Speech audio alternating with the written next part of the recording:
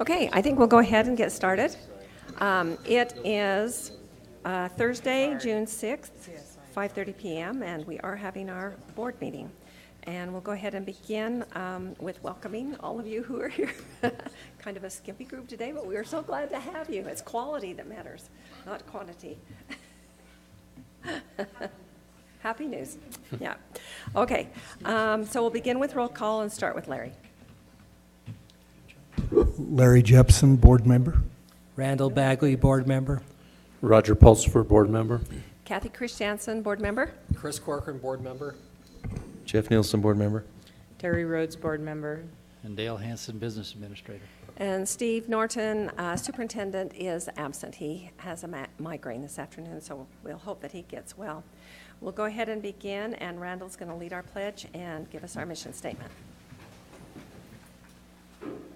I pledge allegiance to the flag of the United States of America and to the republic for which it stands, one nation under God, indivisible, with liberty and justice for all. Our mission is to educate students for success in a changing world. Thank you, Randall. Pretty sure we don't have any public input, but we'll check here and see. Nothing. Okay, no public input tonight. So we'll just move right down to the action agenda. And first on the action agenda is a request for the approval of Phase 1 energy performance contract with Johnson Controls.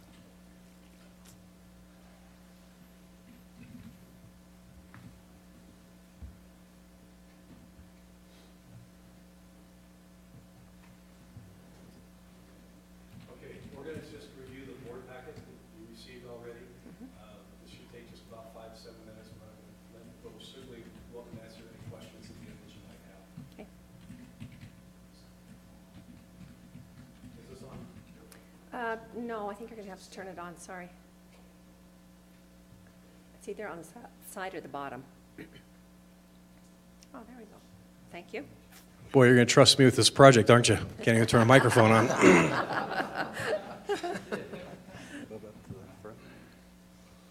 Okay, there we go. All right, go ahead. I'm sorry. Go to the next slide. So just a review. We've talked about this before, and it's in the packet, but the lighting systems throughout the school district are quite old. At Skyview, they're very, very old, and since they need a lot of improvements. So that's what we're going to focus on now is addressing the lighting in Phase 1 at 11 of the sites, and try to put in more current technology that will save you energy, and also operational savings. It'll help standardize the type of lighting you have throughout your district. You have a big district, so standardization is very important. Some of the compelling events, these are the compelling events we had before. There's a new one up there as far as getting this done. We want to get it in the schools during break here and get as many classrooms done as we can to avoid disturbance. Lock in the utility rebates. Interest rates are, again, at all-time low. But the new one is the tariffs that we've all heard about in China and also in Mexico.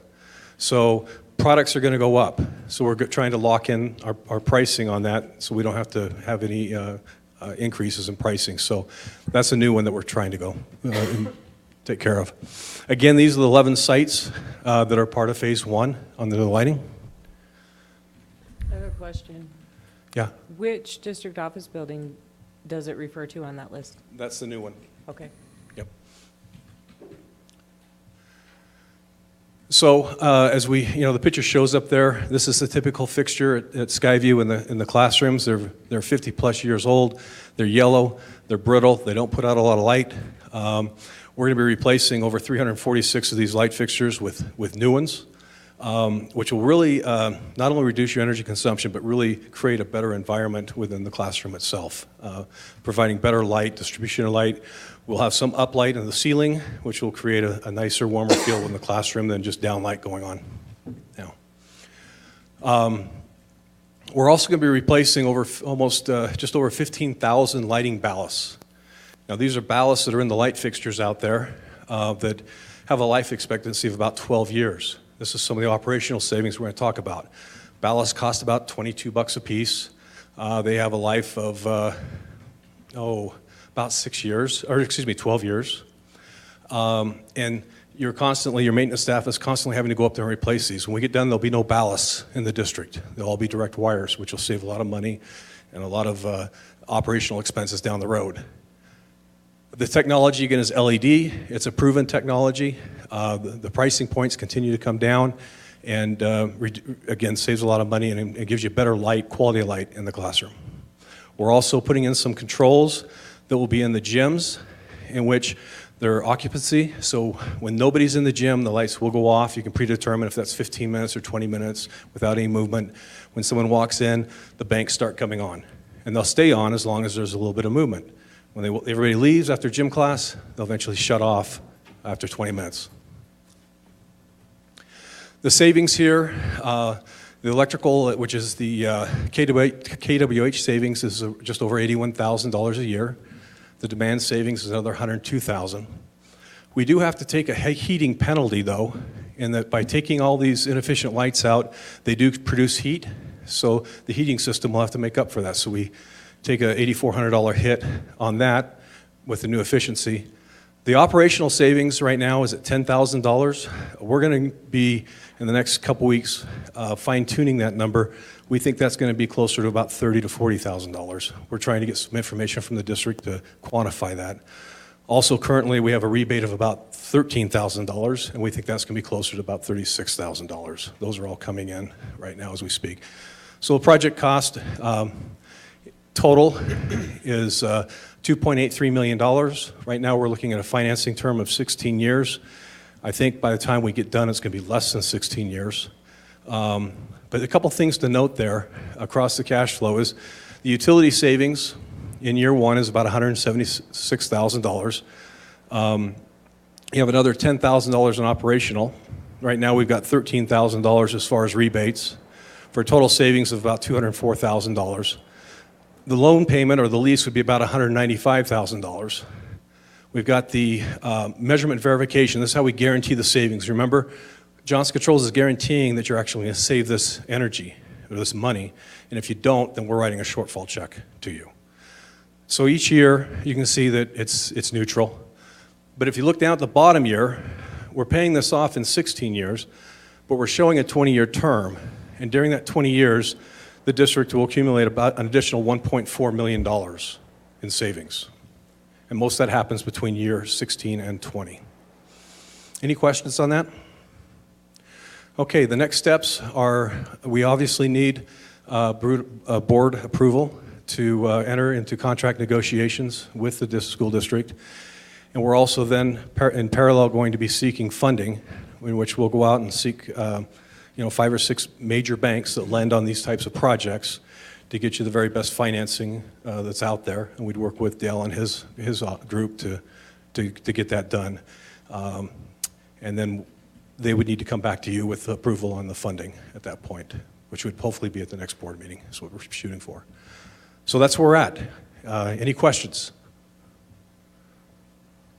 Okay. I just have a random question. Sure. Where is your company out of? Well, Ireland is our headquarters. Used to be in Milwaukee, Wisconsin, but our North American headquarters are in Milwaukee still. And we have an office in Salt Lake and all around. But yep.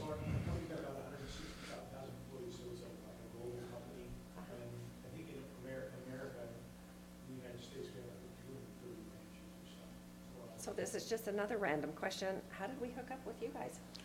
We did a project with you just like this 20 years ago, 20 plus years ago.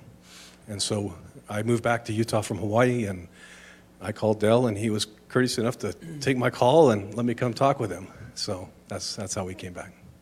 All right, I will take a motion then to... I just have one quick question. Oh, Sure. okay. Why did you move back to Cache Valley from Hawaii? My wife asks me that question every winter time. Yeah, it's pretty tough. All right. Sorry. I will take a motion then to approve the Phase 1 Energy Performance Contract with Johnson Controls. I make a motion that we accept and approve the first phase of energy performance with Johnson Controls. I second it. Okay, any questions or discussion?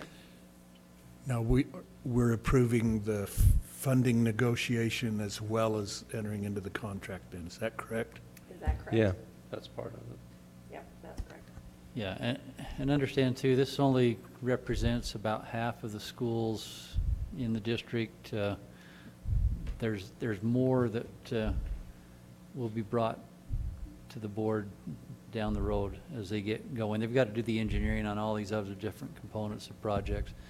But this is the lighting portion that really is kind of a slam dunk issue. And again, it's not involving all of the schools. I think there's still about half of the elementaries that need to be included in the second phase. So this is really just the first part, just to get us started and kind of, jumpstart this thing in so we can take advantage of the summer. Is there only 2 phases? Is there more than 2? We're looking at 2 right now. The second phase will be the next major phase, which will address all the other schools, plus a lot of other things besides lighting. We're also meeting next week to talk about a possible grant for solar that Questar has out there. And we're going to talk about that, but that approval doesn't even come until November of this year if we get approved or not. So that would be a phase 3 if we should decide to go. But we're planning on being back in August with phase 2. So it's we could have just waited and done it all at one time, but it's really trying to get in the classrooms right now as soon as we can and get those done. So Dale, I'm assuming our facilities people believe this is the right priority to work in? He's right there. Oh, You can ask him. sorry. I didn't see- Bruce, sorry. Yeah. Okay. Yeah, they've been on board. Right. Okay, any other questions? Okay, let's go ahead and take a vote. So let's see. Someone made a motion, someone second? Okay. Mhm. I approve. It'll come up on your, Yeah, I'm still not there you go. hooked in.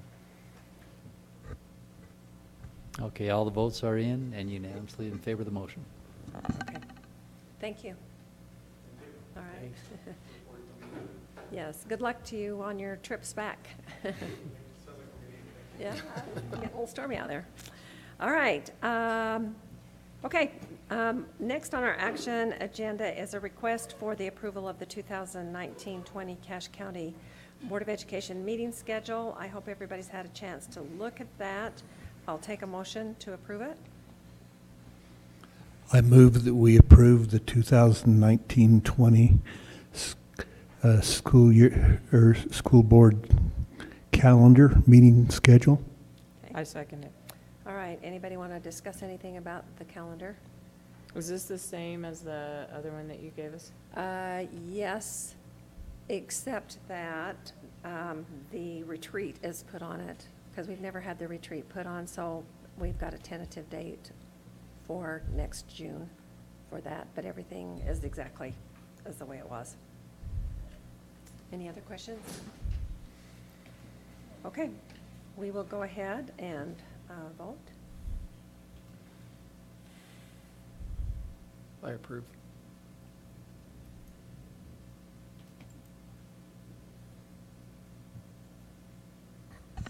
Okay, we have unanimous, Okay, great. unanimity in Okay, favor. thank you. All right, we'll move on to the reports agenda. And first on our agenda, we have the early literacy plan, which we'll be hearing some information about. Okay, I'm Paula Hall. I'm the elementary curriculum coordinator, and I also work in all things literacy in elementary. And first of all, I want to thank you all for being here, because I know that there was some question whether or not that this meeting was going to happen, and we really appreciate it because we're on a deadline of getting approval on this, since our deadline is early August, and so there's kind of fewer meetings in the summer. So thank you for being here. Robin passed one of these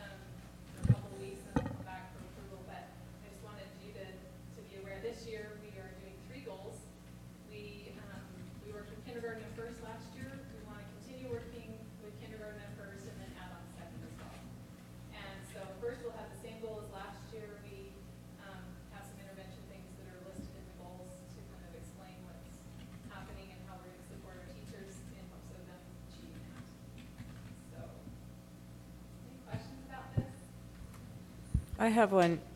So is Acadience a new name for Dibbles or a replacement? It's a new name, but it's the same test. Okay. It's a new name. Okay. There, you will know that, you will notice that there is, the Dibbles name is still there. What happened is there's an entity that owns the Dibbles name, and then Acadience now owns the test, so they split. Oh, okay. So we retained the test, got a new name, Dibbles got the name. And no test. Okay. Yeah, So it's, so it's apples to apples comparison, because it's the same test. Okay. Does your writing program for, it looks like the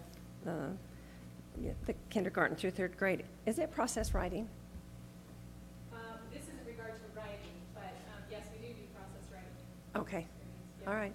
Yeah, Okay. this is just regarding reading Oh. instructions, so, Okay, yeah, that's a good question. thank you. You might explain this is tied to a grant, that's why we need your approval. Right. It's about $400,000. Most people for our aides, so, Great. thanks a lot. And our literacy facilitators are. So if the grant is $400,000, does that benefit all the schools or just a few schools or? Okay. It comes with a tax levy that, makes it double, and that covers all the salaries for, the facilitators plus our professional support at each school. And then it's supplemented with Title I support and Title I schools.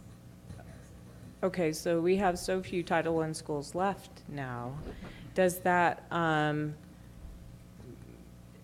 does this grant help, give more help to the schools that don't have the Title I supplement? Yes. Okay, And okay, then I supply more on top of that to those Title I. They don't get additional though. Yeah, it has to be even. oh, okay, Yeah. That would put us in trouble with the Title I. okay, all right. Well, congratulations on the accomplishment of your goals this year and doing great on that. And thank you so much for your hard work. Thank you. Excuse me.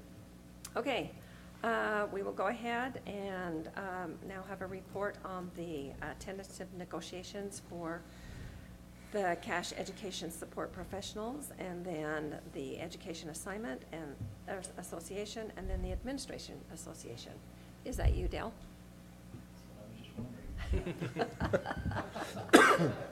Must be Mike. Is it you, Mike? You want me to do it, or are you gonna do it? I can do it. So I have a question before they start. Uh-huh. It's the same question I've asked for the last 3 years. Why is it still called classified employees Oh, 'cause they're on supposed the to be. name of the document when it's cash educational support professionals? I think it might, is it on the document that way too? The contract? I'm looking at, no, the document says cash education Okay. professionals, except that it says classified administrators. So it's mixing the two I think it's within the probably document. Just my problem for not following through with that. Bruce, can you answer that? On the classified administrators, Well, just that, are they support professionals or are they classified employees? well, I think they're both. They're, the association that we have is the Cash Education Support Professionals, CESP. That's what we call our organization, and we're a local of USEA, which is the state. And did it used to be the Classified Association? It did. Classified Employees Association? I think the policy, Dale, still refers to classified employees, I'm sure it does. and we're negotiating on behalf of classified employees, because certainly not everyone in the district belongs to our association. But they're support professional, I mean, it's just a name change, but this comes up every year, that they're mixing it instead of just changing the name. Okay. Are you fine either way, Terry, or do we need to make sure this is fixed for next year? Well, it seems, for someone who is very OCD about documents, it seems out of place Okay, to have it mixed in the Okay. same document, I'll bring- referring to the same people by two different titles that are not defined in the document. okay. Do you know what I mean? Mm-hmm. We would hope that you would always continue to negotiate with I can't even say it, CESP, which is the cash education support. Right. However, the policy gives some guidelines as to how you go about justifying associating with us or letting us negotiate with you as a group. Right, and so I think that may be. I have no heartburn about the group, about negotiating with the group. I just, I was told a few years ago that the name was changed to support professionals from classified employees, and it's still not changed. I think at that time they did it just because it sounded more professional. It does. Consider ourselves. It does. And I like the name change personally, so I wish all the documents were changed. Yeah, so now we just need to change all the board policy. But Okay. that's easy, We'll get right? working on that. All right, who's going to take this? Mike? Okay. No, it wasn't too bad. So far. Okay.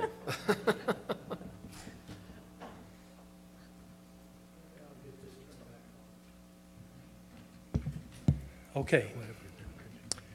So we've had a chance to meet with all the organizations, and right now, the tentative agreement, the offer that we have is 3.5% COLA for all employee groups, and to continue the current insurance as is. We were hoping to have a little bit more than 3.5%, but the insurance cost was nearly $1.3 million increase, which took away those options. But we're currently looking at other options for insurance for maybe some possibilities for next year. Part of the negotiations with the TSSA funds, so 25% of the funds, those funds have been taken right off the top and going into this 3.5% salary for teachers and teachers only. Okay, the administrators and the other group, I'm going to say, I can't even say their name, I'm going to say classified. You know, anytime we talk tax law or how we deal with them as far as payroll and things like that, the word used there is classified. That's a group that you deal with when we're dealing with payroll. That's what the national folks recognize with that. So we'd have to be careful when we treat that when we follow tax laws and payroll and overtime and all how that works. That's a certain exempt, not exempt, I guess, is the way they refer to those types of employees as well. But anyway, that's what we're proposing right now with all of our organizations. And once again, it's been a good year to just sit down and talk with groups. Some board members have had a chance to be there when we've visited with the groups. And I think there's a real desire out there for everyone to work together. I think the trust is there. And here again, we wait and see after October 1st if there's any possible options for a one-time salary augmentation. But part of that agreement is we would look and consider that for all employee groups as well. So Any that's where we're questions? at. What does step funding mean for this group? Say that again. What does step funding mean for the classified employees? Step funding, just as they go from their different steps. Each year is, So it's similar to we always teachers. agree to do steps and lane changes with the groups on it. And that's what that means, is that's just part of the agreement automatically into that. So even though there's a 3.5% COLA or cost of living, many employees are getting an additional step or a lane on top of that as they're progressing. So does the classified group have lanes as well as steps? Just the steps within the categories Okay, so, and that's based on, on years. okay, And The lane change is for the teachers when they, right. with Yeah. more education. different degree, Right. either different degree levels or years of experience. Okay. Yeah. So, Mike, when did you have the negotiations with the administrators? It's How does that work? really with negotiations with administrators, it's really meet and confer is what it's called. It's not a sit down and let's do a formal negotiations, because the administrators, it's an organization that just realizes that, you know, what happens usually with the teacher group is what's going to happen with everyone. Okay. So it's not that if there's anything that's dealing with outside of salary increases or insurance that administrators want to talk about, we'll do that, but it won't be part of negotiations. Okay. All right. I will take a motion. Question? Oh, no, we can't, because we're just hearing Yeah, about it. this is just a tentative agreement, so next time we get together, we would, by then, all the organizations have classified, you guys met, you're next week, right, to ratify? Yeah.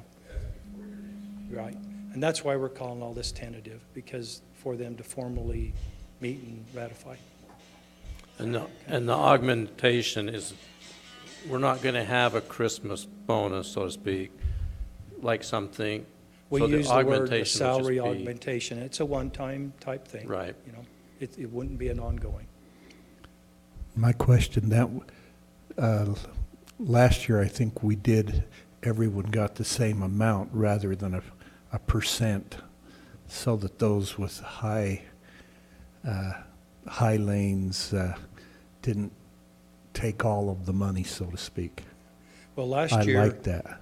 Last year, I think that was the year before, last year, we Maybe. had the flexible allocation from the state, which this year is the TSSA money, Okay. okay? So last year, the flexible allocation funds were distributed as a one-time, but it was based on your lane, your classification, whatever. It was all put out that way. So that was one time, that goes away. All the money now came this year is TSSA, and that's handled a whole different way on it. So Mike, maybe I missed you saying this, but the 3.5 is pending the insurance definition? That includes plus insurance as we currently are. Okay, so let's say, for example, we were able to improve on that. Would that affect the amount of the cost of living increase, or would that stay? No, because the agreement with the associations is we just took off the top $1.3 million to keep insurance as is. What was left was enough to provide a 3.5% COLA for employees, along with the 25% from the TSSA funds.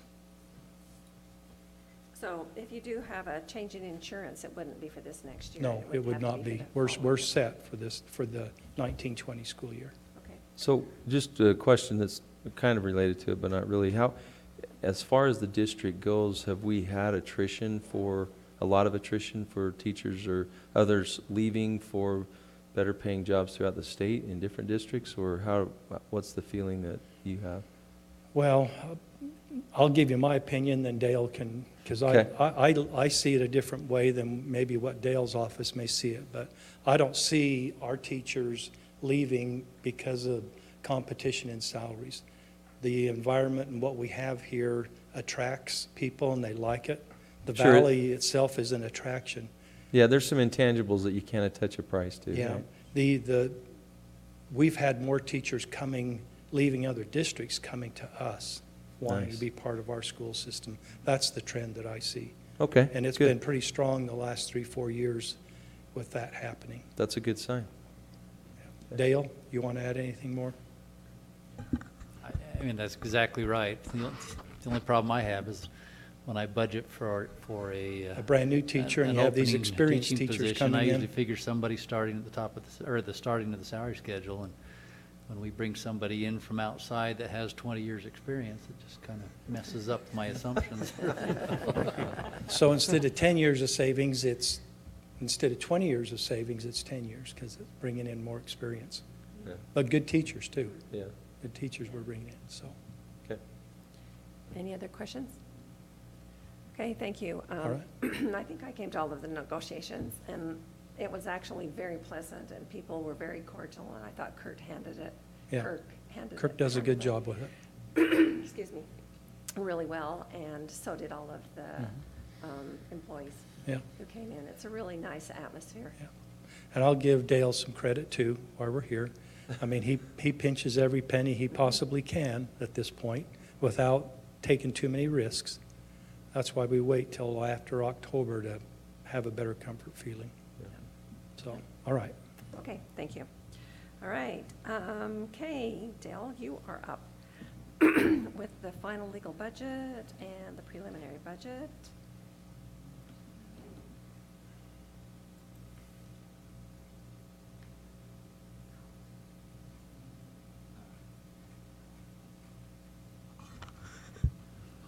Okay, And on, we have to approve this by the end of June, correct? actually, in the next meeting, we have to approve it by the 21st of June, and we meet on the 20th, so. Okay. Well, okay. Yes, okay, and I'll explain a little more from that. Okay. Let's start first with the final legal budget for the current year that we're in right now. So last June, we approved the budget for the fiscal 2019 year. And then throughout the year, we have been operating under a working budget, so that the board-approved budget was actually set, you know, like I say, in June. But then as we've had the audit completed, we've had increased revenues from the state because we had an increase in enrollment over what we had predicted. And so all those kind of adjustments are encompassed in the working budget that we operate on throughout the year. And then we have to get formal approval of the school board of a final legal budget, and that is the budget that we will be measured against when we have our year-end audit. And so with the state auditor's office, everyone, that's the measurement that will be put up against to make sure we're meeting all the state laws and that require that we stay within budget and different things. But so you should have on board docs there this document here that's the final legal budget proposal for this year. That would be under, if it's on number 5 there, the reports agenda. There'd be an attachment there that should have that file. And it shows then in the center column in blue, that is the budget that was adopted by the board last June. And then this first column of green just to the right of that is what is being proposed as the final legal budget for this year. And the third column shows the difference between those two numbers, and the last shows the percentage change to what that difference represents. And so it actually is set up where we first look at the revenues budget, and then the second half talks about the expenditure side of that. But the big change in the budget here in the general fund is right up at the very first line, which is the balance brought forward. When we built the budget, we had only anticipated like the undistributed reserve. We had a little reserve for fire insurance deductible, anything that was firm that we knew exactly what those dollars were.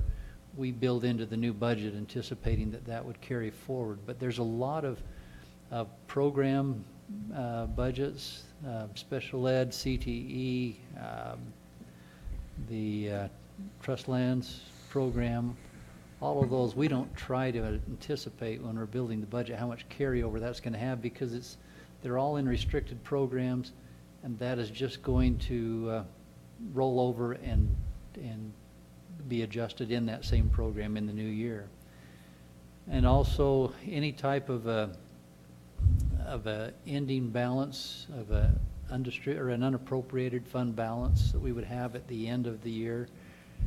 That is one-time money that would roll into the new year. So we don't want to use those funds for ongoing salaries and benefits. So we don't build those into the budget either. We keep those, and when the audit's done, they become available, and then we can do adjustments in the next year with how those funds might be used in a one-time situation. So really, there's $5.5 million that carried over, and that, like I say, is made up of a lot of different programs. The school's budgets for their supplies and textbooks and library books, everything like that.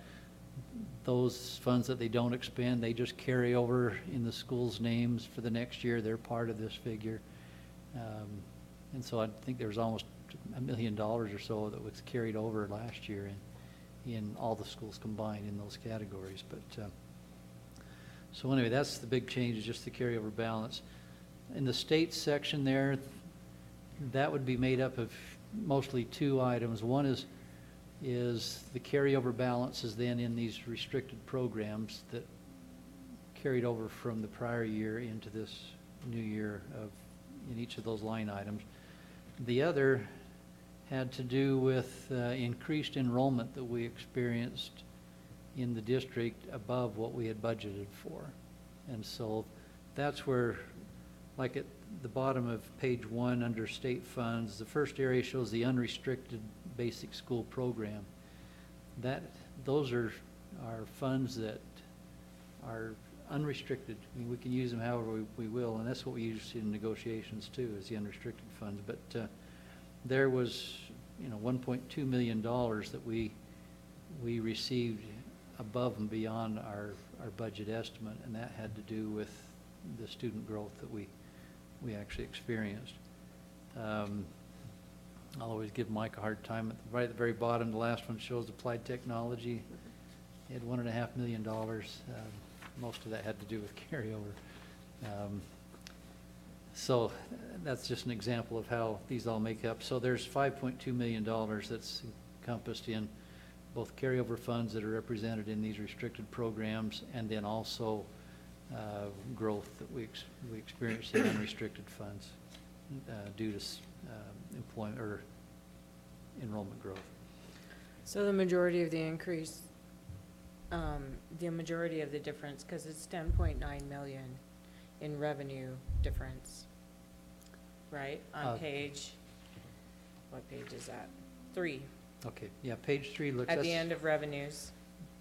That's the total for the whole general fund. So really 5 million of that came from the carryover balance. Mm-hmm. The other 5 came with growth and carryover balances in the restricted programs. Okay, so it's mostly carryover and growth, the difference. Yeah, and the one thing why the funds that were brought over, say in the CTE program, for example, the state requires us not to recognize those as current revenues in the year that we receive them, but only in the year that we actually expend them for the purpose that they were received. So, like it showed $5 million, those had to do with unrestricted funds.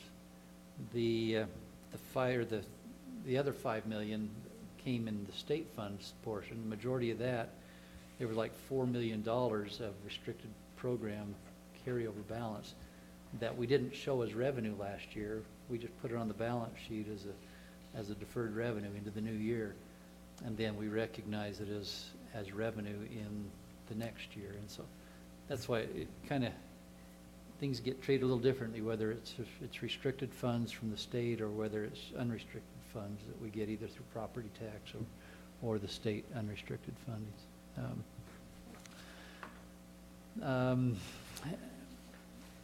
The other student activities fund was really just $96,000 more carryover than we had anticipated. Everything else is still budgeted the same.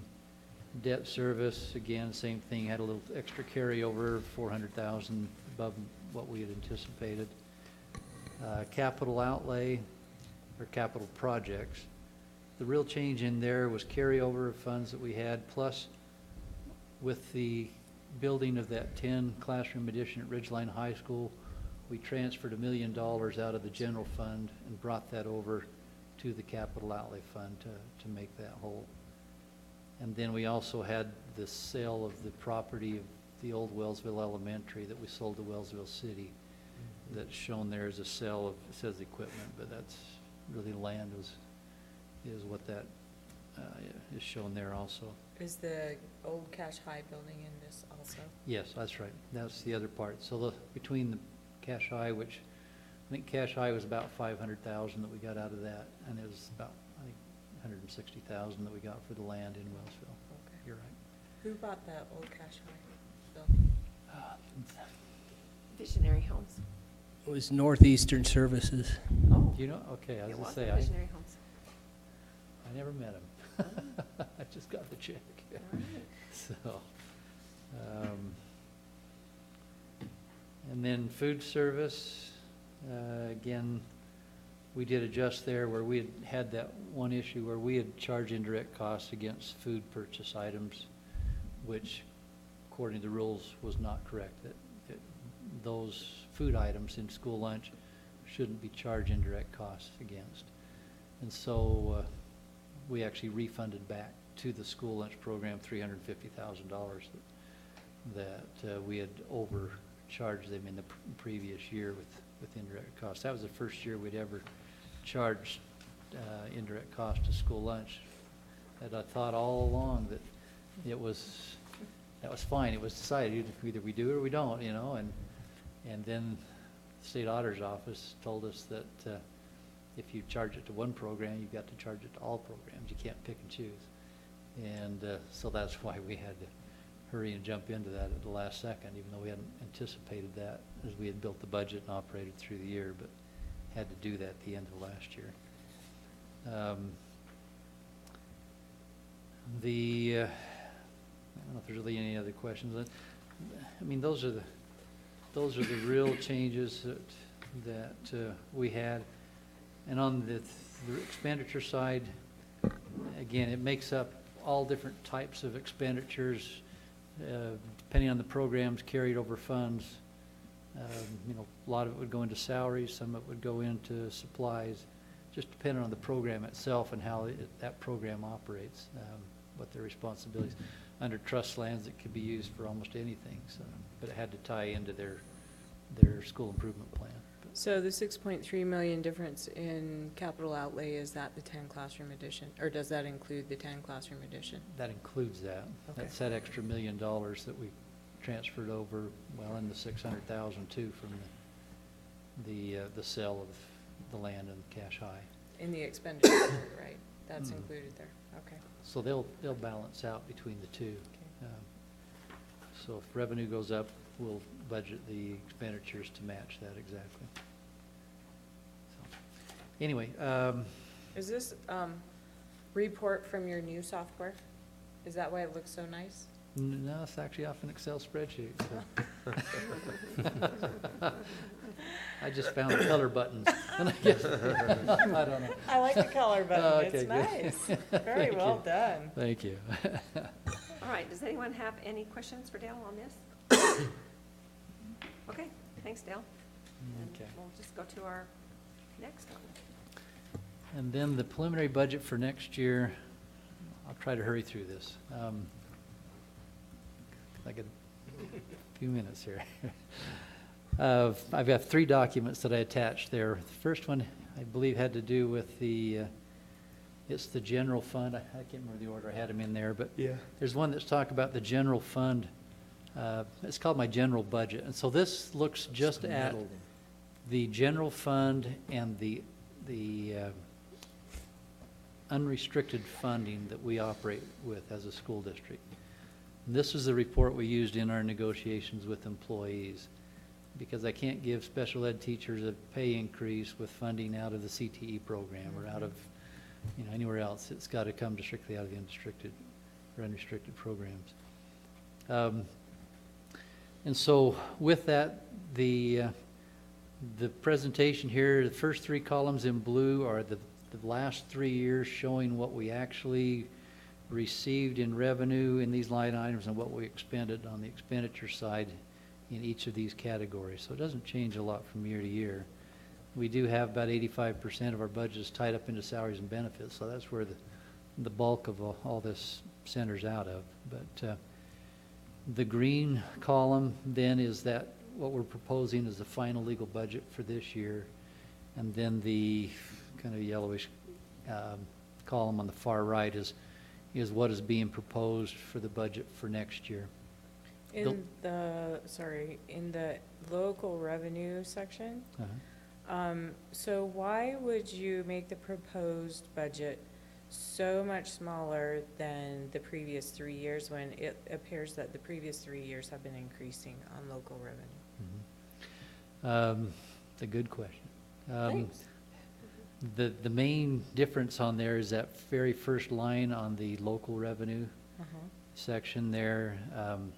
Those are the unappropriated funds that carry over at year end or one-time funds. And so those, like I haven't tried to build those in my proposed budget for next year. Got it. So this is really looking just at ongoing revenue as new revenue in the 20 fiscal year presentation. So that's why they don't match up exactly.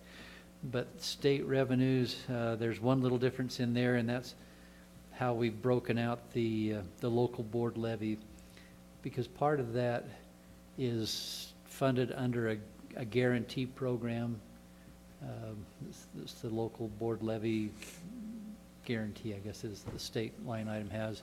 And so for the first 0004 tax rate that we levy in that category, the state guarantees that we'll receive X number of dollars per WPU that we generate as a school district. And then all of the property tax in that category above the 0004 tax rate, we just receive what we actually generate in our local taxes that we levy across the patrons here. And so the top portion had to do with just what's in that guarantee program. And then down below is showing the property tax that we'll just receive outside of the guaranteed portion. But it's all within that board levy line item on your tax notices.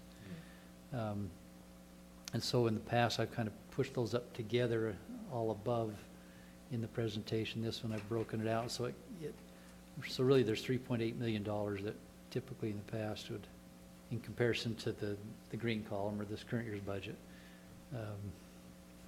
doesn't line up that way. So that's why those numbers look a little different. But the funding we have then is looking at a 4% increase on the weighted pupil unit that the legislature approved. We're anticipating right now the enrollment is basically going to come over basically static with what we have right now.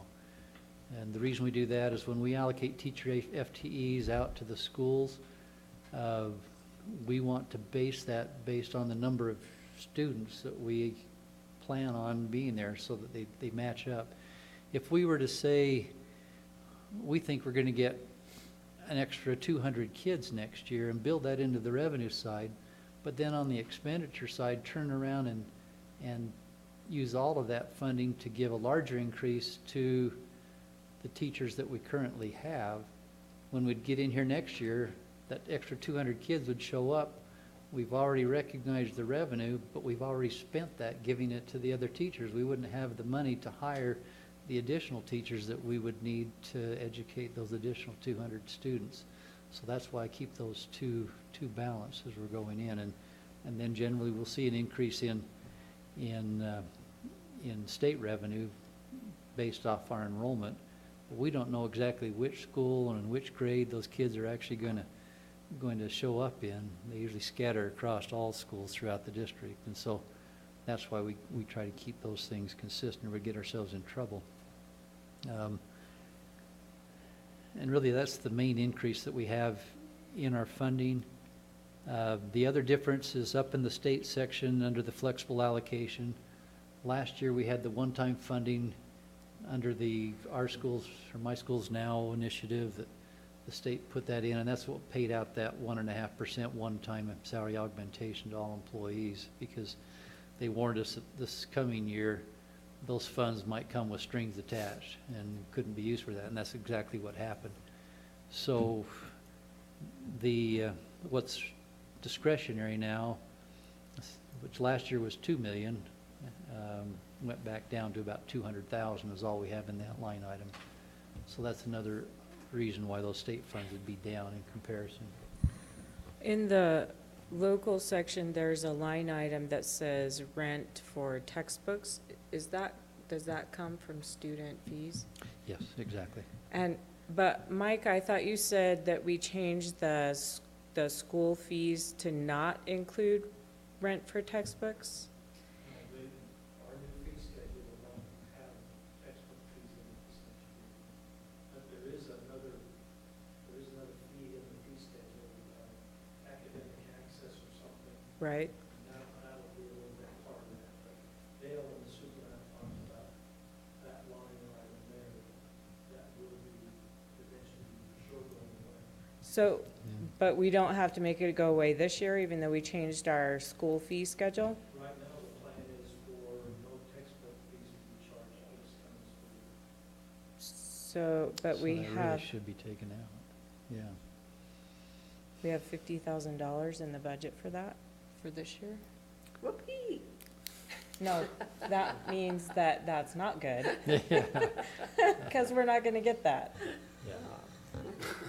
That's something we can adjust again. If we have to handle it with the one-time funds that carry over from at the end of the year into next year to offset that, we could do that. But as long as we don't pull something major out of here, then we're in big trouble. But yeah, in reality, that probably shouldn't even be in there. And Where is that? it's under On local the revenue. first Under page. rental income. First page? It's Oh. a textbook rental fee. On that page we one. charge all the students secondary grades. Okay. So down on the expenditure side, the salaries are reflecting a 3.5% cost of living increase plus the cost of the steps on the salary schedule. It's adjusted for teachers that will retire at the end of this year and be replaced by a starting teacher. It's the best guess we can. That's a tough number to come up with. But we actually go down through teacher by teacher and each school with how many FTEs we've allocated and try to come very close on that. We typically do. But, That's awesome. as long as they don't hire all these 20-year teachers from Logan. They mess me up. The retirement Social Security rates have stayed the same, but with increased salaries, then the dollar amount of those budgets go up. And then, like Mike mentioned, the health insurance premiums are going up 15% with what we're charging the programs for that. We did add, I think an extra 1.5 teacher or counselors, I think, in the district for next year to keep up with our student growth and stay within the accreditation standards. There's some mental health, I think, individuals, and some of those are coming under state grant. I think some of those are also district funded. Is that social workers? Yeah. Yeah. And then the other change, and I should have mentioned that in the final legal budget too, is that we had talked, remember when we looked at the carryover balances we have when we were reviewed by Moody's investors, showing our reserves are so low that we had talked about moving $2 million over out of unappropriated funds over to the undistributed reserve. And that's built in as part of the final legal budget. So that's what's being proposed in there. And that's reflected on here also. So that would go up from $2.5 million to $4.5 million. Will that change our credit rating, do you think? What it does, we had two types of funds in reserve. We had those that were designated in a reserve. We had those that were just the carryover funds.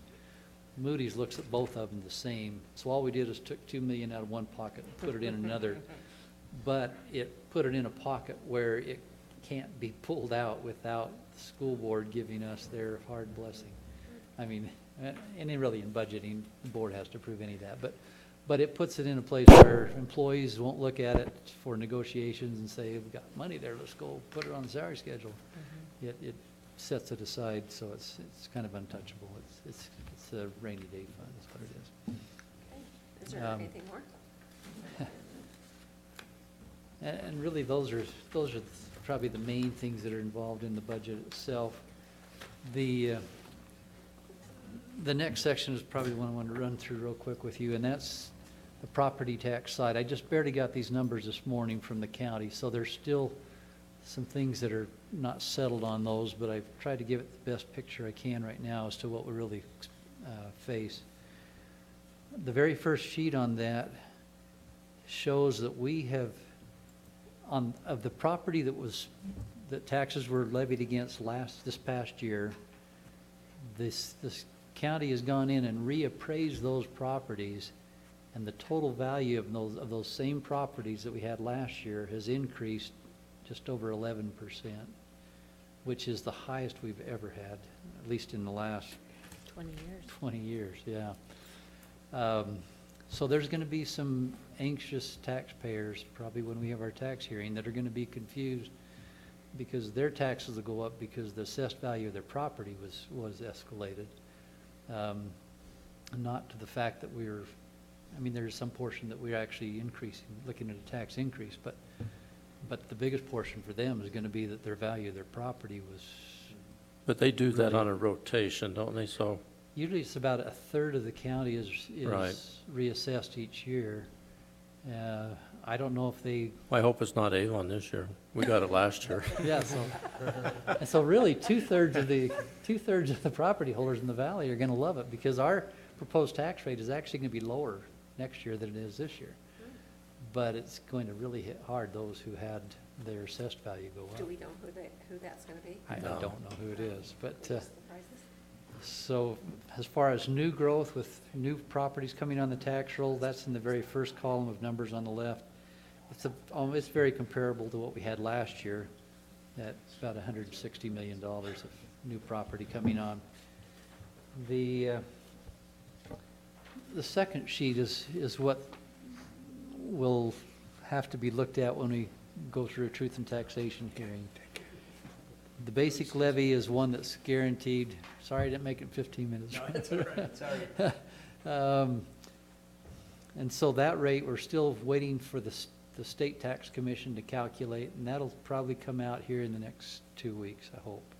Usually comes out about the last minute before we have our tax hearing, or at least when we have our second meeting in June. The reason that we would need to go to the public for a tax increase is that second line item, which is the voted leeway. And that's where the voters had approved for us to levy a tax rate of a 0016. And so that tax rate, that determines the guarantee that we receive from the state. And they have built into that so that every year as the size of our tax base grows, it lowers the tax rate so that basically generates the same number of dollars. And the county or the state will actually for 5 years let that tax rate float down to meet the certified tax rate, but they'll still recognize it as if it was a 0016 tax rate when they figure the total guaranteed funding that we should receive each year. But after 5 years, we have to bring that back up to the 0016, or it will drop down to whatever that current tax rate is at the time. So if we didn't raise our taxes back up to the 0016, we would lose $4.25 million of funding because it would be basing the guarantee on a tax rate of a 00121 rather than a 0016 tax rate. And so that would really hurt us, really hurt. And so that'll be the reason we would need to go through a truth and taxation hearing in August. Right now, that tax increase on a $250,000 home would be about $54 a year, is what that's looking at. The other line item is the board leeway, and we typically, well, we did raise that rate the previous 2 years as we opened the 2 new high schools to cover the ongoing operational costs of those schools. But with that line item, like I say, part of it's tied into a state guarantee portion, and part of it's tied into just us receiving the property tax solely that we generate. When the certified tax rate is calculated on that, it drives the rate down based on the entire rate. But when the state figures how much we will receive under the board leeway guarantee, it only recognizes that against the first 0004 tax rate of that total tax rate. That's what it calculates its guarantee on. And so they jerk the full 0004 off that tax rate and build the guarantee, and what's left now shrinks faster than all the others because the reduction in that 0004, the certified tax rate, now gets pushed back into that smaller portion that we get just the local property taxes from. So it kind of gets a double whammy when it gets dropped back each year. And with this real increase in the tax base, it has really hit us hard in that item. So we're close to about $500,000 short of what we had planned when we were talking in negotiations on that. And so it's something that we've got to decide, do we want to try to raise that tax rate up just a little bit at the same time we bring the voted leeway back up to the full 0016 tax rate? And so that's something we need to decide, I guess, before we come with hard, fast numbers here next meeting. But as I remember, I think that would work. It was about a $15 increase to bring that rate back up to make it whole again too. So that's something I have to kind of get your feel on there as to how to So I'm progress assuming on that that. you sort of come up with a plan, and then you present that to us, and Yeah, we'll have you to. make any recommendations. Okay. So it's really your decision whether to decide to include that as part of the increase or whether to just go with the other and maybe cover that deficit with one-time funding and try to adjust for it the future year. But again, it does weaken our position considerably Okay. with not keeping that up. Does anyone have any questions? So your recommendation is to raise the other one also? Like I say, and that just came across my desk here today. So this is all new news to So all of what us. would you recommend raising that? How much? The tax rate would be it's a 000111 is what would bring that back up to generate $600,000, I think is what we had on there. And so that's what we'd have to look at. The voted leeway increase is the 000389 rate increase. So it's more than 3 times what this other would be, but that's why it's $15 compared to 53. You know, it's a, So 15 based on a $250,000 home, is that what you're, okay? and I also just before I came down, an email from the county assessor's office saying that our tax increase now has got to be on the advertisement calculated on a $300,000 Is that the $600 average residential value. So the increase is going to actually, I mean, So it'll it's be going to look bigger. bigger on the advertisement because it's going to be on a higher assessed value or home. So that's going to be part of it. All right. Thank The you. last 2 pages there I had, one just shows a comparison looking at a $250,000 home, that if you compare it to what taxes,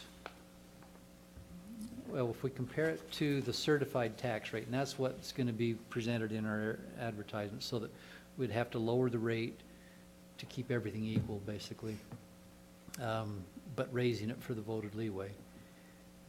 That The increase there was the $53.48 for a residential property compared to what taxes they would have paid last year for that same property.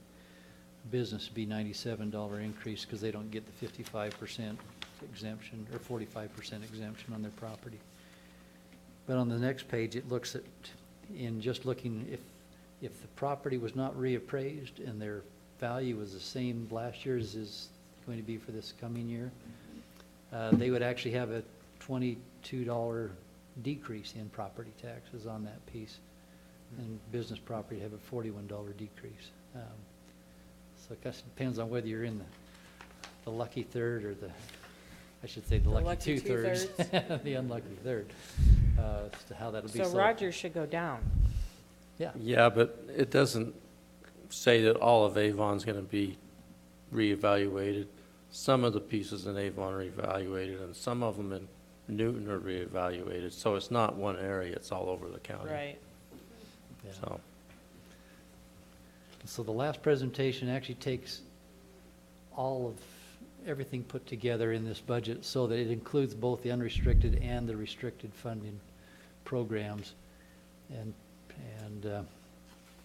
so this really is the budget that will be put before you for approval, is the entire budget of the district itself, not looking just at the discretionary funds, but the entire program. So do we want to take that textbook thing off, 50,000, or is it? I can, yeah, and I should. I don't but- know. And then I got to figure out where to cut $50,000 of expense, so that's, it gets fun. But I should do that, and I will. So really, any of this includes all the new funding for like the TSSA program. It'll include the trust land programs. I mean, all of the special ed, CTE, all those are included in this whole budget.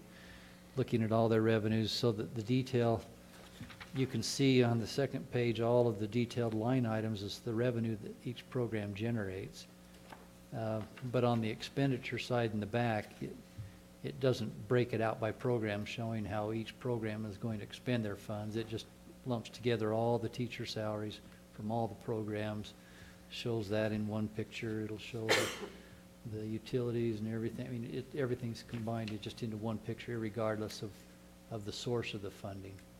And so that's really what this is built on.